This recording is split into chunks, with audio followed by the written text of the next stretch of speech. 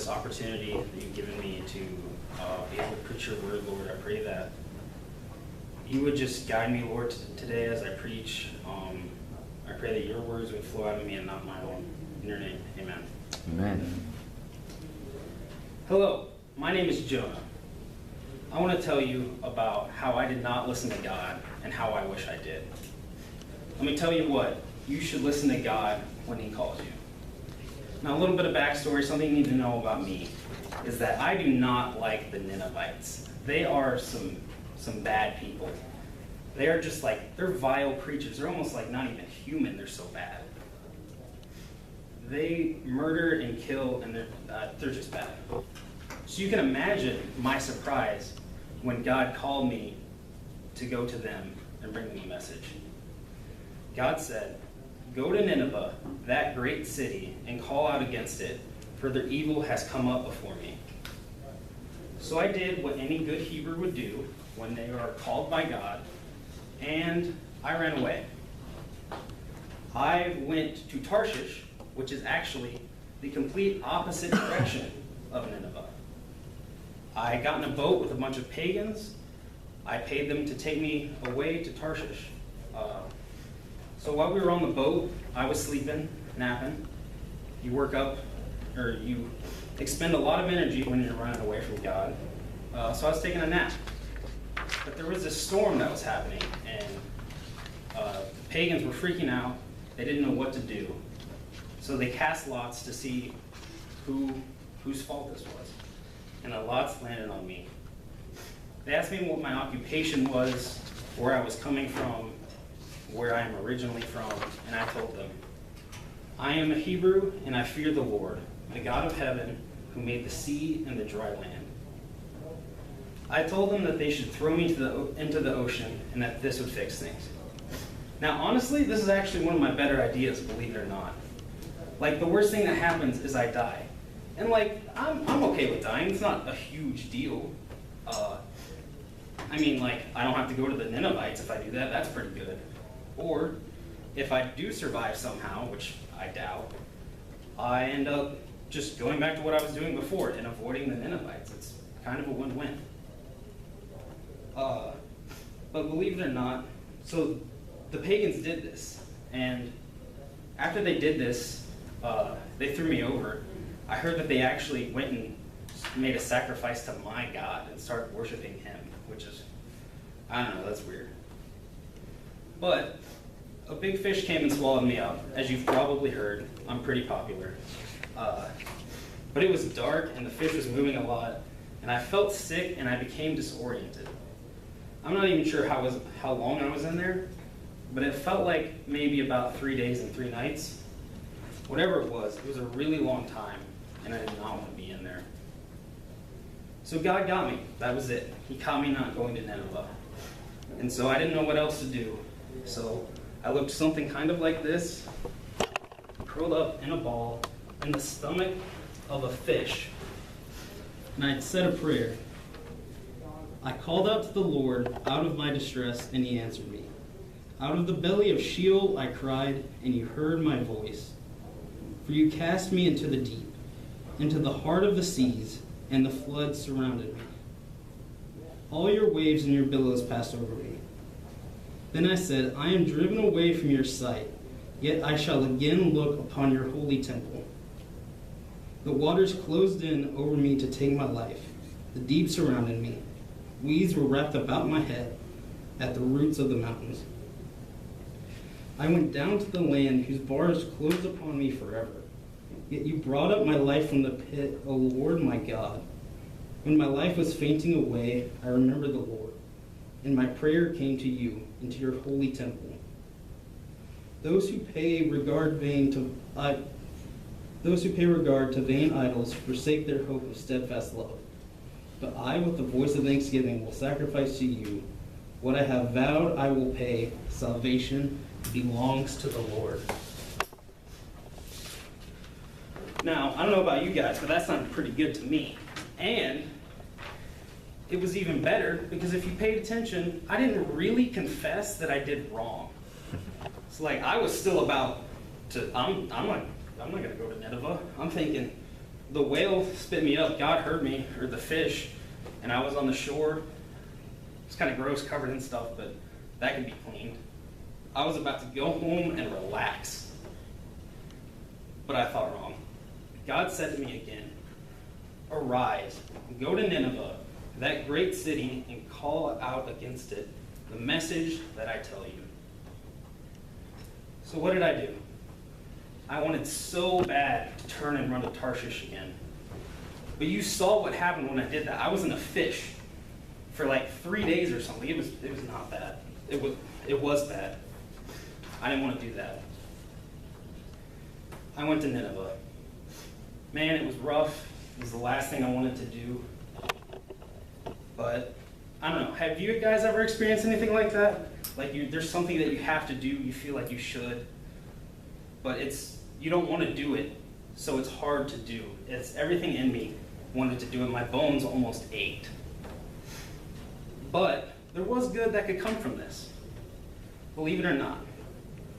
Because these Ninevites are such vile people, vile creatures, that when I call them out, I know that they're not going to respond. There's not a chance. But even so, I'm a man with a plan. So, Nineveh takes about 3 days to get through the entire city. I've traveled 1 day in.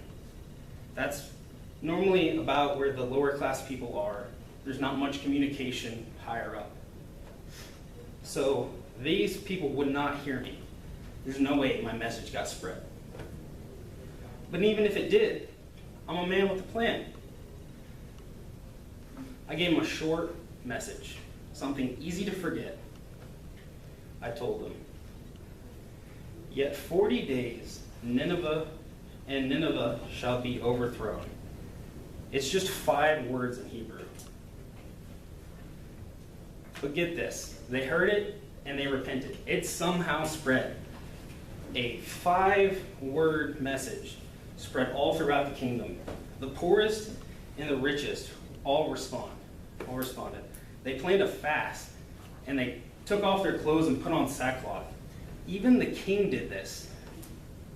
The king put on sackcloth and covered himself in ashes. And when God heard this, he stopped his plan. He didn't bring destruction to them. Let me tell you what, I was mad, I was angry.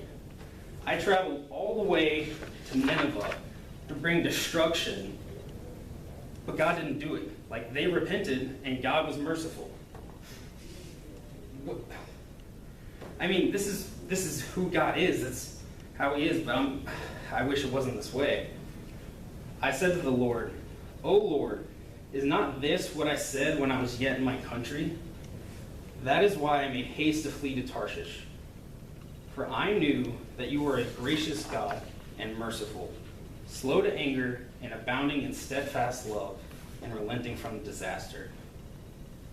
Therefore now, O Lord, please take my life from me, for it is better for me to die than to live." I knew that God was going to be merciful. It's in his nature. That is just like him. I wanted them to get what they deserve. They deserve to be destroyed. But I guess with God, this is how it's going to have to be with God. It's either me or them, Lord. That's either I die or they die. But I was still there. God hadn't taken my life. Oh, wait. Okay, that means that God is going to destroy Nineveh, right? Oh man, I had to go get good seats for this. So I ran up to the top of the mountain and built a shack so I could watch this fiery destruction. Or, you know what? It doesn't have to be fiery. Who am I to limit God? So I got a nice plant, or I built a nice shack. I was sitting there watching, waiting. Any moment now, God, you can go ahead and do this. No? Oh, look, a plant. Nice. That's a shade plant. That's awesome. Well, it's the end of the first day. Nothing has happened yet, but Second day. God's going to destroy them on the second day. We'll go to sleep, wake up. Tomorrow will be great destruction. Go to sleep. Oh, woo. Second day, God's going to bring some destruction to Nineveh. Let's see what's happening. Got my shade plant. What happened? My shade plant's gone. Worm came or something. Man, okay, you know what? It's fine. There's still going to be destruction. I can keep watching. Let's see what happens. My God, any moment now. Okay, it's getting kind of hot. Like, I don't know, we're in the desert, it's hot. Whew, okay, it's really hot. You know what, this isn't worth it. I'm calling it quits. Nope, talking to the Lord. I gotta get this over with. So I had a conversation with God. I said to the Lord, it is better for me to die than to live. And at this point, I was over it. I was done. I was mad. I was mad about the plant that I didn't have anymore because that thing was great. But God responded to me, do you do well to be angry for the plant? And I replied, yes, I do well to be angry enough to die. And God said, you pity the plant for which you did not labor, nor did you make it grow, which came into being in a night and perished in a night. And should I not pity Nineveh, that great city in which there are more than 120,000 persons who do not know that their right hand from their left, and also much cattle? And that's where my story ends in Jonah. But I want to challenge you to listen to what God calls you to do. Do you ever feel like the Lord is calling you to do something? And then you've maybe tried running away from it? I know I did. You can just look at my story. I ran a lot. But trust me when I say, it'll be a lot easier for you to follow along with God's will than it is to go against it. Or maybe you were here today and you think, well, God really isn't calling me to do anything now. And that may be true because you don't have a relationship with God. Or you may think that there is no way for you to have that relationship with God. Because you would say to me, Jonah, I am a Ninevite. I am worthless. I am wrong. I have done so much against God, against the people around me. But God is willing to save you. God is willing to reach you where you are. These people, I called them creatures most of the time, but God still saved them. God was still willing to relent and show them mercy. So today, I would challenge you to ask God for his help and to repent. He can answer you, and he can answer you and save you, just like he saved the Ninevites. So repent, turn from your ways, and ask God to forgive you and change your life. Thank you.